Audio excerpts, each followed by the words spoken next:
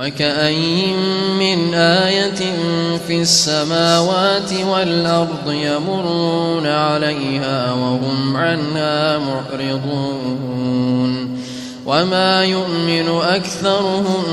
بالله إلا وهم مشركون أفأمنوا أن تأتيهم غاشية من عذاب الله أو تأتيهم الساعة بغتة وهم لا يشعرون